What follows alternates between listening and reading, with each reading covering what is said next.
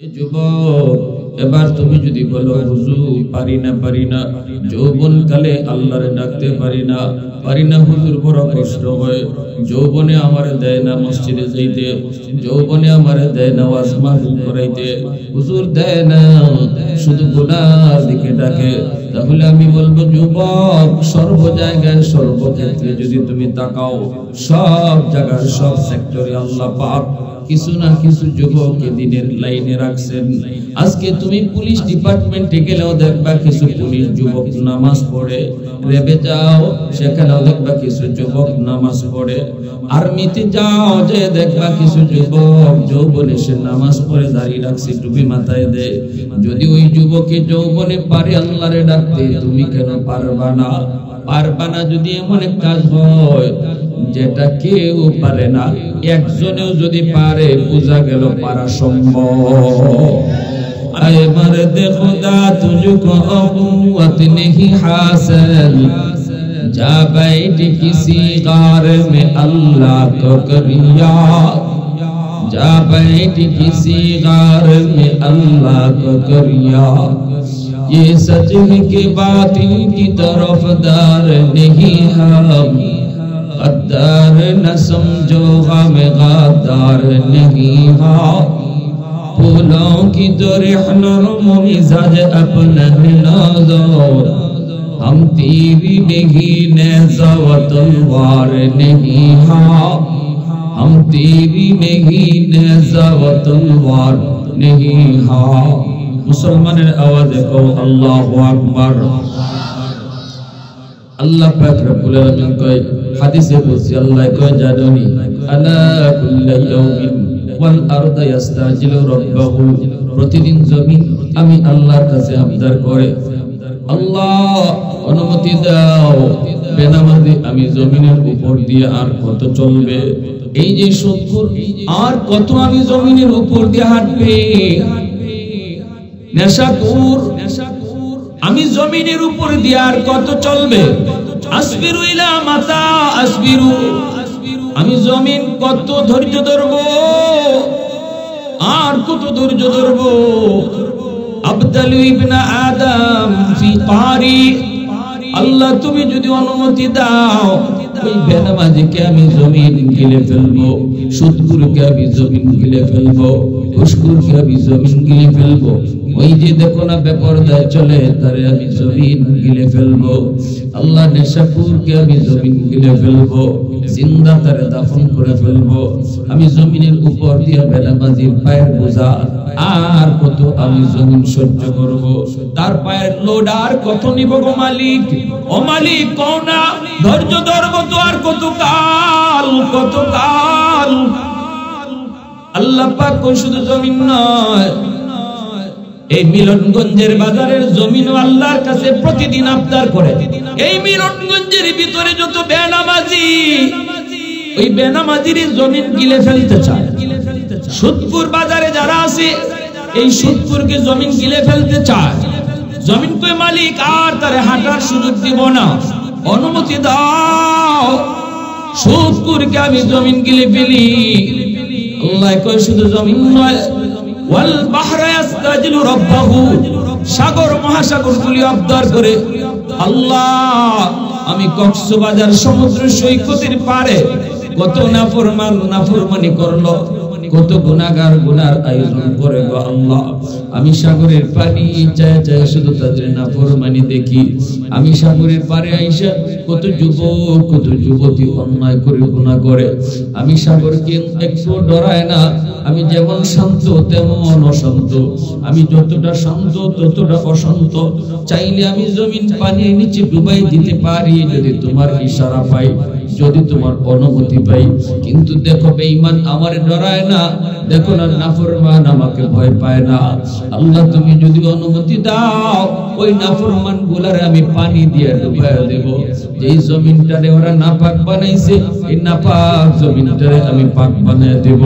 আল্লাহ পাক রব্বুল আলামিন তখনই জমিনকে ধমক দেয়, সাগর মহাসাগর আল্লাহ ধমক দিয়ে কই জমিন থাম থাম। আল্লাহ কয় জমিন ভালো করে শুন, আমি আল্লাহ দেখতেছি এই জমিনের ভিতরে কত গুনাহ হয়, কত অন্যায় হয়, কত অত্যাচার হয়, কত জুলুম হয়, আমি আল্লাহ দেখতেছি কত নাফরমানি হয়। এরপর আমি কেন নগদ ধরি না জানোনি? কারণ এই মানুষকে আমি আল্লাহ বড় আদর করে বানাইছি। আসমান আল্লাহ বানাইছেন কুন ফায়াকুন বইলা, জমিন আল্লাহ বানাইছেন কুন ফায়াকুন বইলা, ফেরেশতা আল্লাহ বানাইছেন কুন ফায়াকুন বইলা। কিন্তু আমারে আপনারে আল্লাহ পাক কুন ফায়াকুন বইলা বানায় নাই। আমারে আপনারে যখন আল্লাহ বানাইছে, আল্লাহ বলে খালাকতু বিয়াদাইয়া, এ জমিন এই মানুষকে আমি নিজের হাত দিয়ে বানাইছি। কারণ এই চেহারার মধ্যে তো দামি কপাল, এই কপাল দিয়ে বান্দা আমি আল্লাহর কুদরতি কদমে সিজদা দিবে। কপালটা আমি বানাইছি আমার সিজদার জন্য। এই কপাল ফেরেশতাদের হাতে বানাইলে হয় না, এই কপাল আদেশ দিয়ে বানাইলে হয় না, এই কপালটা আমি আল্লাহ নিজের হাত দিয়ে বানাইছি। এজন্য আল্লাহ পাক করে জমিন শুন শুন, আমার আর আমার বান্দা বান্দির মাঝখানে তোমরা কেউ না গোলাবা না। আমি অপেক্ষায় আছি 60 বছর 70 বছর যাবত আমার বান্দা গুনাহ করে, কোথায় কখন কোন সময় জানি ওয়াজ মাহফিলে যাব, দিলটা নরম হয়ে যায়। আমার কোন একজন নায়েবে নবীর কথায় যদি তার দিলটা নরম হয়, চোখের পানিটা ফালায় কয় আল্লাহ মাফ করো, ভুল করেছি, আর জীবনে ভুল করব না। আমি 60 বছরের গুনাহ মুহূর্তের ভিতরে মাফ করে দিব। ইল্লা মান তাবা ওয়া আমানা ওয়া আমিলা আমালান সালিহা ওয়া উলাইকা ইউবাদদিলুল্লাহু সাইয়্যাতিহিম হাসানাত ওয়া কানাল্লাহু গফুরার রহিমা। আল্লাহ পাক কয় শুধু তার তওবার কারণে তার গুনাহগুলোকে আমি maaf করব তা না, বরং তার গুনাহগুলোকে আমি আল্লাহ নেকি দ্বারা পাল্টায় দিব। তার গুনাহ যদি পাহাড় পরিমাণ হয়, তওবার দ্বারা আমি তার গুনাহকে পাহাড় পরিমাণ নেকি বানায় দিব। গুনাহ যদি সাগর পরিমাণ হয়, আল্লাহু আকবার বলে, গুনাহ যদি সাগর পরিমাণ হয়, আমার বান্দার তওবার কারণে সাগর পরিমাণ গুনাহকে আমি সাগর পরিমাণ নেকি বানায় দিব। আল্লাহু আকবার জোরে কও, মুসলমানের আওয়াজে কও আল্লাহু আকবার। হয় নাই আরো জোরে আল্লাহু আকবার। এজন্য আল্লাহ পাক রব্বুল আলামিন জমিনে ধমক দেয়, সাগর মহাসাগরকে ধমক দেয়। আল্লাহ পাক রব্বুল আলামিন কই জানোনি, জমিনে যতদিন 4 দল থাকবে আমি জমিন টিকায় রাখবো।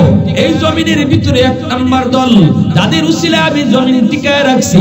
লাউলা মাশাইকুর রুক্কা ওয়াশ শাবাবু গুশা ওয়াল আতফালু রুদ্দা ওয়াল আনআমু রুদ্দা লাজআলতুস সামাআ হাদিদা ওয়াল আরদা খাফসাফা ওয়াত তুরাবা রামাদা ওয়ামা আনজালতু মিনাস সামাই কাতরা ওয়ামা আমবাততু মিনাল আরদি নাবাতা আল আনজালতু আলাইকুমুল আযাবা সাফা। আল্লাহ 1 নাম্বার হলো জমিনের ভিতরে আমার কিছু বান্দা বান্দি, বয়স্ক কিছু বান্দা বান্দি আছে, চুলদারি তাদের সাদা হয়ে গেছে, কোমরে তার ব্যথা, হাঁটুতে তার ব্যথা, রুকু করতে তার কষ্ট হয়, সিজদা দিতে তার বড় কষ্ট হয়। কিন্তু আমার বান্দা কষ্ট হলো সে কষ্ট করে আমি আল্লাহকে সিজদা দেয়, কোমরটা তার সিরা যায়, রগটা তার সিরা যায়, এরপর আমি আল্লাহরে রুকু করে অসুস্থ অবস্থায় কষ্ট হয় নামাজ পড়তে, এরপর নামাজ পড়ে। আমার বান্দা কষ্ট করে করে যখন আমার কদমে সিজদা দেয়, তখন তার সিজদার দিকে তাকাইলে এই জমিনের প্রতি আমার মায়া লেগে যায়। আল্লাহ কয় জমিন 2 নাম্বার ওয়াশাবাবু গুশা, জমিনের ভিতরে যখন আমি আল্লাহ দেখি কিছু যুবক যৌবনের পাগলামি করে না, যৌবনে তারে মসজিদে পাওয়া যায়। আমি আল্লাহ যখন কিছু যুবক দেখি গানের আয়োজন করে না, বন্ধুদের সাথে গানের আয়োজন করার কথা, যৌবনের চাহিদা হলো গুনাহ করা, যৌবনের চাহিদা হলো জিনা করা, যৌবনের চাহিদা হলো গান বাজনা করা, যৌবনের চাহিদা হলো চুরি করা, যৌবনের চাহিদা হলো মারামারি করা। কিন্তু আমি যখন দেখি এই জমিনের ভিতরে কিছু যুবক না যৌবনে মারামারি করে না, যৌবনে বেয়াদবি করে না, বাপ-মার সাথে বেয়াদবি করে না, নানা মুরব্বিদের সাথে বেয়াদবি করে না, উলামায়ে কেরামের সাথে বেয়াদবি করে না, তারে যৌবনে মসজিদে পাওয়া যায়, যৌবনে ওয়াজ মাহফিল করাইতে দেখা যায়, যৌবনে তাফসীর মাহফিল করাইতে তারে পাওয়া যায়। আমি আল্লাহ যখন দেখি যৌবনে তার মাথায় টুপি, আমি যখন দেখি যৌবনে তার মুখে দাড়ি, তখন এই যুবকের দিকে তাকাইয়া এই জমিনের প্রতি আমি আল্লাহর মায়া লেগে যায়। এজন্য আমার ভাইরা বন্ধুরা, আল্লাহ পাক রব্বুল আলামিন কয় এই জমিন ভালো করে শুন, আমি ততক্ষণ পর্যন্ত ধরব না যতক্ষণ পর্যন্ত জমিনে এমন যুবক থাকবে। ধন্য মায়ের ধন্য সন্তান মিলনগঞ্জের এই যুব সমাজ, নূরে মদিনা যুব সমাজ, এই যুবক তোমার মতো যুবকের উসিলায় আল্লাহ জমিন টিকায় রাখছে। আল্লাহু আকবার জোরে কও। তোমার মতো যুবকের উসিলায় আল্লাহ কয় আমি জমিন টিকায় রাখছি, আমি আল্লাহ জমিন টিকায় রাখছি, আসমান আসমানের জায়গায়, জমিন জমিনের জায়গায় দাঁড় করে রাখছি। যেই পরিমাণ মানুষের গুনাহ এই পরিমাণ গজব নাই, যেই পরিমাণ মানুষের গুনাহ এই পরিমাণ আযাব নাই। তালিকা যদি তৈরি করা হয়, সমাজের তালিকা তৈরি করলে দেখা যাবে বেনামাজির সংখ্যা বেশি, নামাজির সংখ্যা কম। ঘরের ভিতরে যদি তালিকা করি, ঘরের সদস্যদের ভিতরে যদি আমরা গণনা করি, সেখানেও দেখবো বেনামাজির সংখ্যা বেশি, নামাজির সংখ্যা কম। আওয়াজ দিয়া বলা ঠিক কিনা? এরপর আল্লাহ কয় এরপর আমি গজব দেই না। গুনাহ গজব টানে, গুনাহকে গজব টানে, গজব আসতে চায়। কিন্তু আমি যখনই দেখি কিছু যুবক জমিনের ভিতরে এমন আছে যৌবনের পাগলামি করে না, যৌবনে তার কলিজার ভিতরে আমি আল্লাহর প্রেম জমা দেয়, ওই যুবক যখন জমিনে আমাকে সেজদা দেয়, তখন এই গজবের আগে আমার রহমত চলে যায়। ইন্না রাহমাতি সাবাকাত আলা গজবি, তখনই আমার গজবের আগে রহমত চলে যায়। যখন সুবহানাল্লাহ। এই যুবক এবার তুমি যদি বলো হুজুর পারি না, যৌবন কালে আল্লাহরে ডাকতে পারি না হুজুর, বড় কষ্ট হয়, যৌবনে আমারে দেয় না মসজিদে যাইতে, যৌবনে আমারে দেয় না ওয়াজ মাহফিল করাইতে, হুজুর দেয় না, শুধু গুনার দিকে ডাকে। তাহলে আমি বলবো যুবক, সর্ব জায়গায় সর্বক্ষেত্রে যদি তুমি তাকাও, সব জায়গার সব সেক্টরে আল্লাহ পাক কিছু না কিছু যুবককে দিনের লাইনে রাখছেন। আজকে তুমি পুলিশ ডিপার্টমেন্টে গেলেও দেখবা কিছু পুলিশ যুবক নামাজ পড়ে, রেবে যাও সেখানেও দেখবা কিছু যুবক নামাজ পড়ে, আর্মিতে যাও যে দেখবা কিছু যুবক যৌবনে সে নামাজ পড়ে দাঁড়িয়ে রাখছে, টুপি মাথায় দেয়। যদি ওই যুবকে যৌবনে পারে আল্লাহরে ডাকতে, তুমি কেন পারবা না? যদি এমন এক কাজ হয় যেটা কেউ পারে না, একজনেও যদি পারে বোঝা গেল পারা সম্ভব। আমি কি হাসি দিয়া দেওয়া সুন্নত তরিকায় হাসি দিয়া মুসাফাটা করলো। আমার দোস্ত কয় দোস্ত দেখা তোমার কেমন মনে হয়? আমি বললাম হয় কোন মাদ্রাসায় পড়ে নতুবা পড়ায়। দোস্ত কয় না রে দোস্ত, জীবনেও কোনোদিন মাদ্রাসায় পড়ে নাই, তবে ফ্যামিলিটা হলো ধার্মিক ফ্যামিলি, বাবাও দিনদার মাও দিনদার, মাও তারে শিশুকালে দিন শিখাইছে, বাবাও তারে দিন শিখাইছে। এজন্য মা বাবা সন্তানের জন্য সর্বপ্রথম শিক্ষক, ঘর হলো তার প্রথম বিদ্যালয়। বাপ মা তারে শিশুকালে দিন শিখাবে, মা বাবা তার প্রথম শিক্ষক। এজন্য কলেমা মা শিখাবে, নামাজ বাবাই শিখাবে, এমনি ভাবে খাওয়ানোর দোয়া বাপ মা শিখাইবে, ঘুমের দোয়া মা বাবা শিখাইবে। কিনা তোরা কও? খাওয়ানোর দোয়াটা বাপ মা শিখাও, ঘুমের দোয়াটা বাপ মা শিখাও, কালেমা বাপ মা শিখাও। বাপ মার কাছ থেকে শিশু সন্তান কি আশা করে? এগুলো আশা করে। সালাম কালামটা বাপ মা সন্তানকে শিখাও। মুরব্বি দেখলে সালাম দিতে হয়, এটা কেমনে দিতে হয়?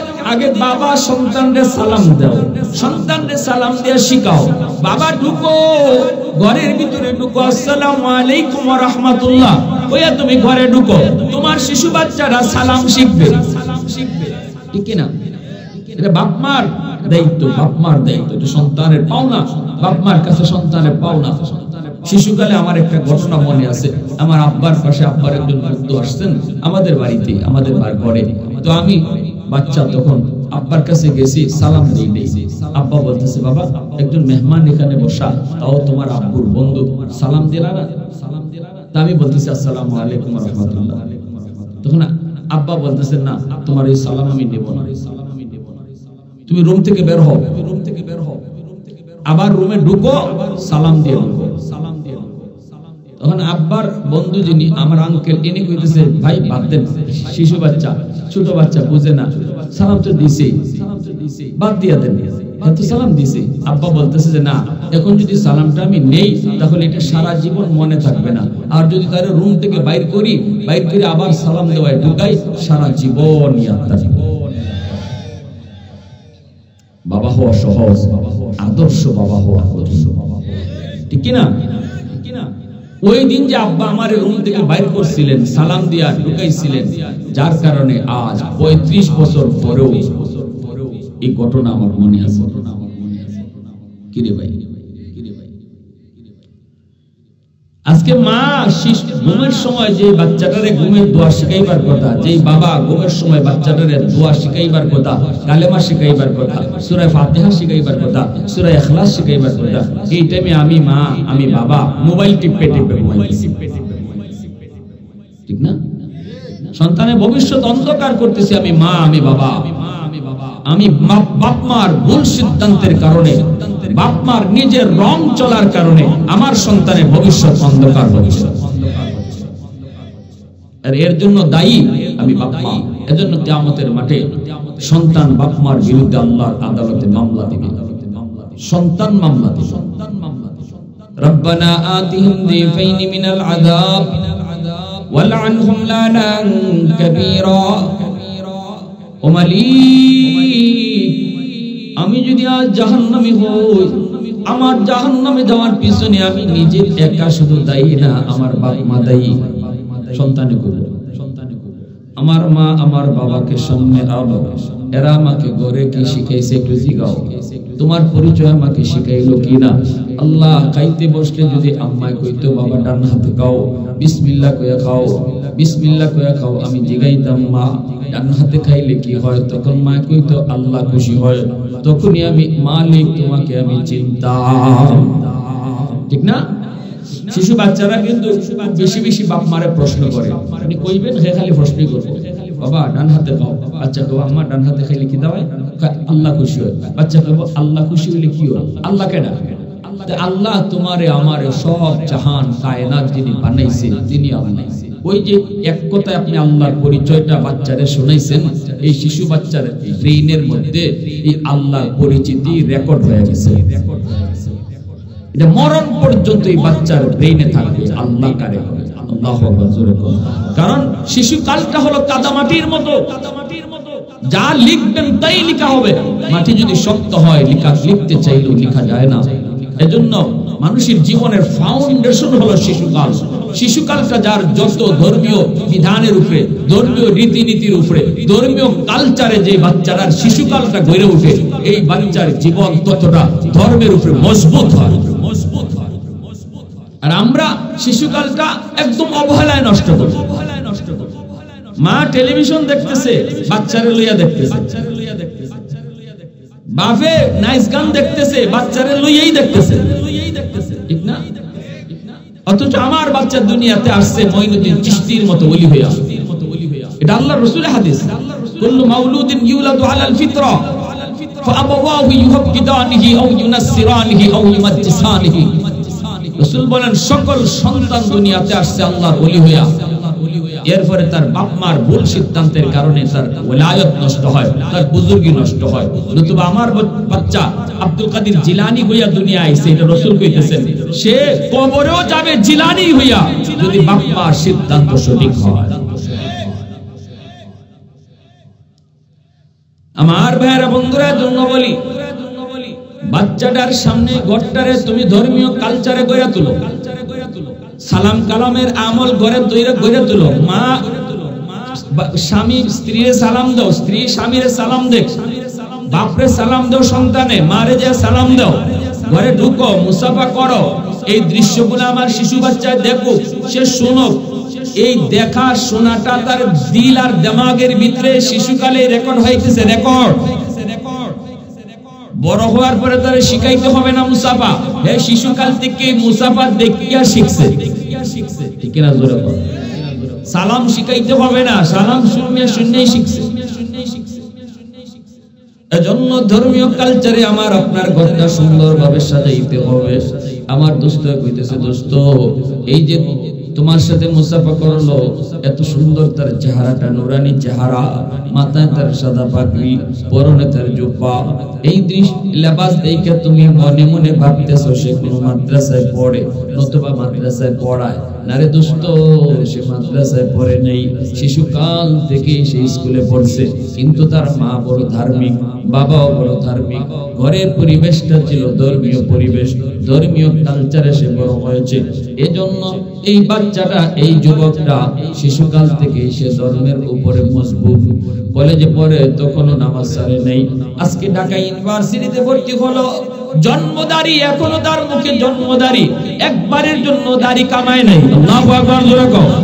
স্কুলে পড়লো অথচ মুখে তার জন্মদারি, চাপায় জন্মদারি, দাড়ি একবারও কাটে নাই। ঢাকা ইউনিভার্সিটিতে ভর্তি হয়েছে, এমন মেধা, মেধা তো হবে, মেধা হবে না মানে, মেধা হবে না মানে, যে মা সন্তান পেটে নিয়ে পর্দায় চলে, এই সন্তান বড় হওয়ার পরে মেধাবী হয়, মেধাবী হয়, মেধাবী হয়। পেটে সন্তান নিয়ে যদি মা বেশি বেশি টক খায়, সন্তান বড় হওয়ার পরে টক প্রিয় হয়। পেটে সন্তান নিয়ে যদি মা বেশি বেশি মিষ্টি খায়, সন্তান বড় হওয়ার পরে মিষ্টি প্রিয় হয়। পেটে সন্তান নিয়ে যদি মা বেশি বেশি ঘুমায়, সন্তান বড় হওয়ার পরে অলস হয়। পেটে সন্তান নিয়ে যদি মা টুকটাক কামকাজ করে, এই সন্তান বড় হওয়ার পরে কর্মঠ হয়। পেটে সন্তান নিয়ে যদি মা বেশি বেশি গান শুনে, সন্তান বড় হওয়ার পরে গায়ক হয়।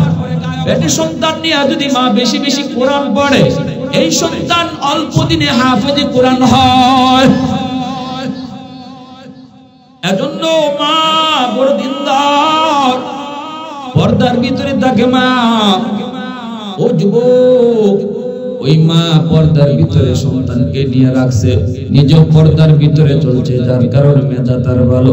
আমার দোস্ত কয়, ঢাকা ইউনিভার্সিটিতে যখন ভর্তি পরীক্ষা সে দিয়েছে, এই ভর্তি পরীক্ষায় সবার চেয়ে বেশি নাম্বার পাইছে, এজন্য তার ইংলিশে অনার্স দেওয়া হয়েছে। ঢাকা ইউনিভার্সিটিতে ইংলিশে অনার্স সবাই পায় না, সর্বোচ্চ নাম্বার যারা পায় তাদেরকে ইংলিশে অনার্স বিভাগ দেওয়া হয়। সে ইংলিশে অনার্সে ভর্তি হয়েছে, এবং ইংলিশে অনার্সে ভর্তি হয়ে শেষ না, অনার্সেও সে ফার্স্ট ক্লাস ফার্স্ট হয়েছে। ঢাকা ইউনিভার্সিটিতে সেই হলো সর্বোচ্চ ব্রিলিয়ান্ট স্টুডেন্ট, এর যে মেধাবী কোনো ছাত্র নাই। সমস্ত টিচাররা তারে চিনে, সমস্ত ছাত্র ছাত্রীরা তারে চিনে। আমি তখন বুকের সাথে বুক মিলায়া কপালে একটা চুমা দিয়ে বলছিলাম, বাইরে একটু কও না, এই ঢাকা ইউনিভার্সিটির মতো পরিবেশে আমার নবীর সুন্নতি লেবাস লইয়া তুমি চলতেছো, তোমার কি অসুবিধা হয় না? যেখানে মেয়েরা বেপরদায় চলে, যেখানে ছেলে মেয়েরা ওপেন চলে, যেখানে ছেলে মেয়েদের ওপেন চলাফেরা, একসাথে বসে আড্ডা করে, ওই পরিবেশে তুমি আমার নবীর সুন্নতি লেবাস, এই লেবাস নিয়ে তুমি কেমনে চলো? যুবকটা চোখের পানি ছেড়ে কয়, হুজুরে দোয়া করবেন। আলহামদুলিল্লাহ, আমাকে আমার উস্তাদরা বড় মায়া করেন, আমার সাথী সঙ্গী সবাই আমাকে বড় শ্রদ্ধা করে, মায়া করে। এমনকি ভার্সিটির মেয়েরা আমাকে দেখলে পরে মাথায় কাপড় দিয়া দেয়, এতটা সম্মান আমারে করে। মেয়েরা আমারে দেখলে কাপড় দিয়া দেয়, মাথায় কাপড় দিয়া দেয়, সবাই সালাম দেয়, আমি সালাম করে সালাম দিই, এতটা ইজ্জত সম্মান দিতেছে।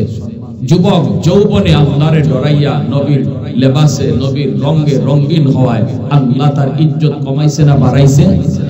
আওয়াজ দিয়া কও, বাড়াইছে। সবাই তারে বিশ্বাস করে, সবাই তারে বিশ্বাস করে।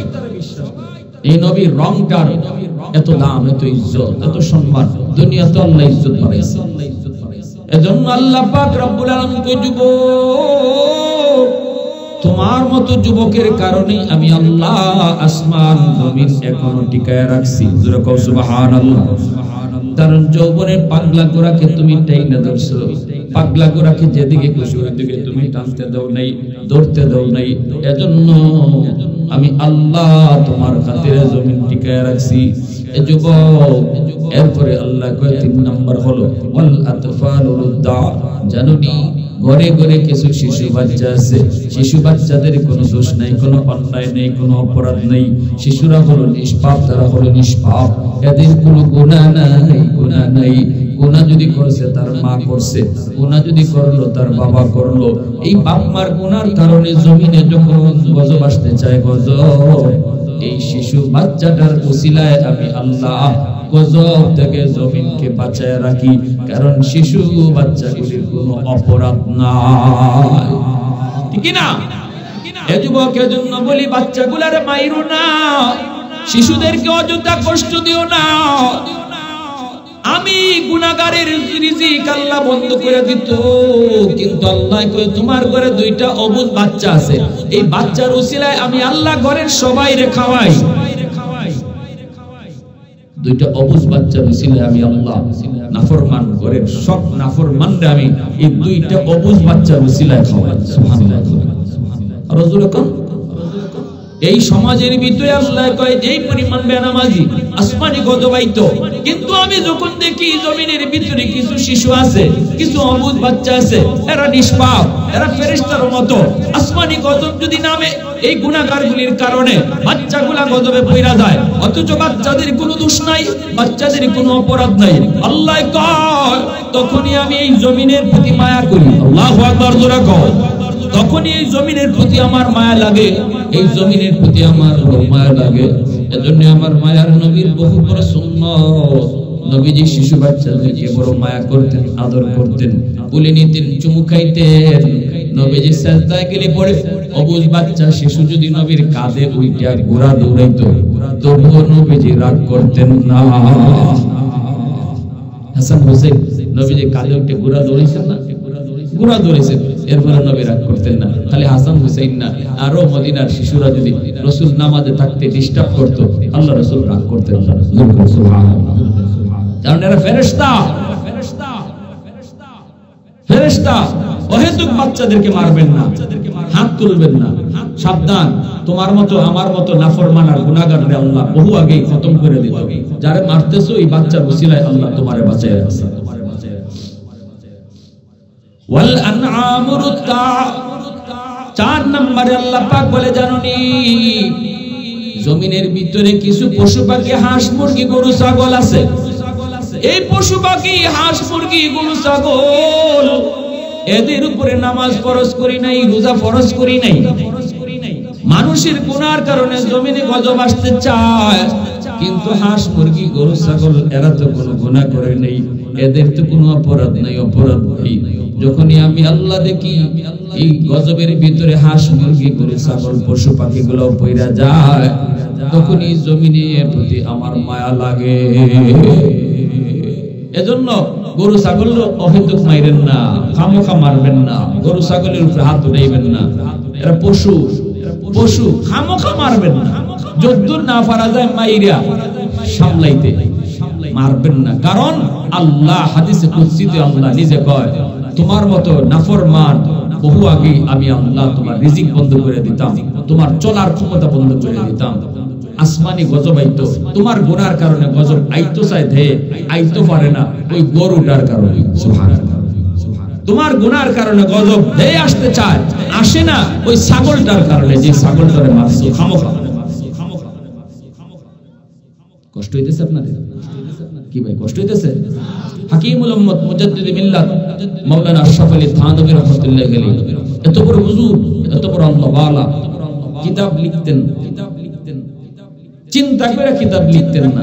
কলম চলতো কারেন্টের মতো, এমন ভাবে কলম চলতো, ব্রেইনে আল্লাহ ঢাইলা দিতেন। মনে হইতেছে একটা কালেকশন উপর থেকে শুরু হইছে, কানেকশন হইছে, আর ওনার কলম অটো চলতেছে।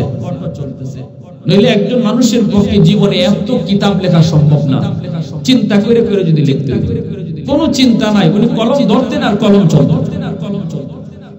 হাকিমুল উম্মত মুজাদ্দিদ মিল্লাত মাওলানা আশরাফ আলী থানভী রাহমাতুল্লাহ আলাইহি এনার বিবি সাহেব যাইতেছেন বাপের বাড়িতে বেড়াইতে, আর বলতেছেন স্বামী গো আমার মুরগি আর মুরগির বাচ্চারে টাইম মতো চাইলো।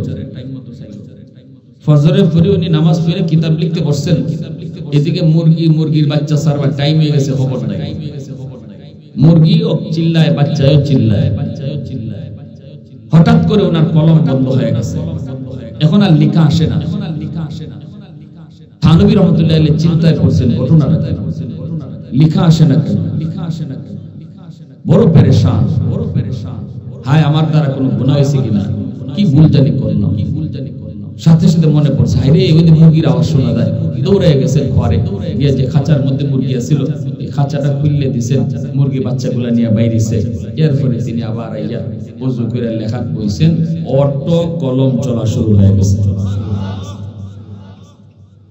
ওই যে মুরগিটা কষ্ট পাইতেছিল, আল্লাহ এটা সহ্য করতে পারছে না।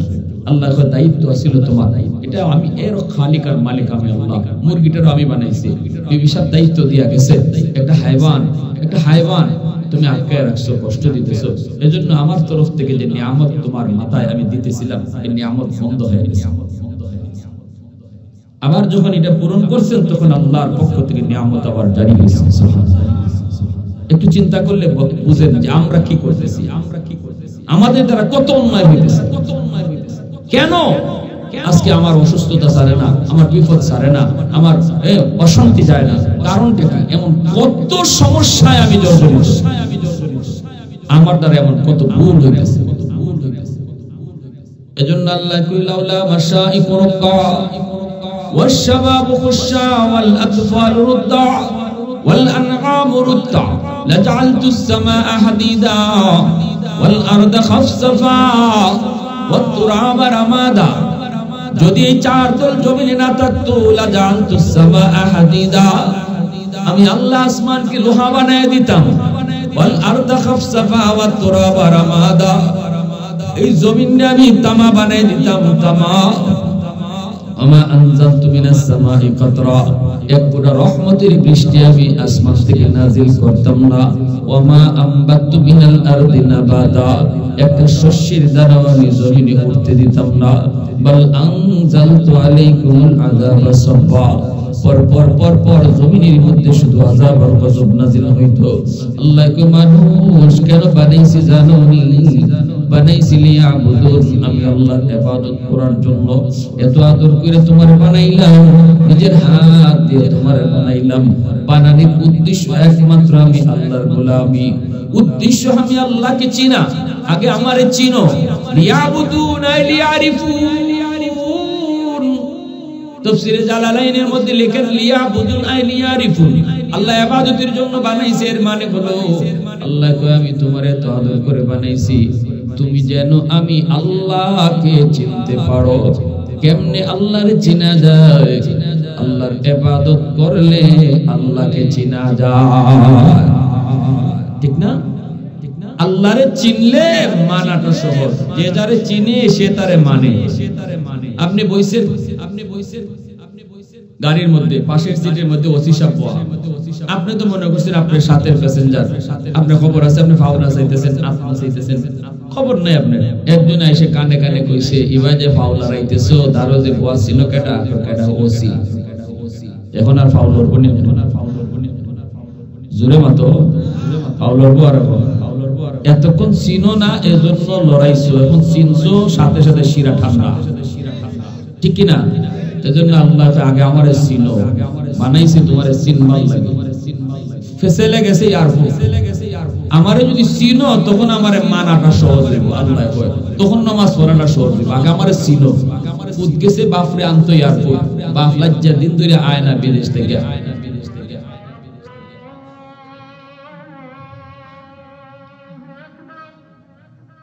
তাহলে আল্লাহ আমাদেরকে বানাইছে কেন লাগে?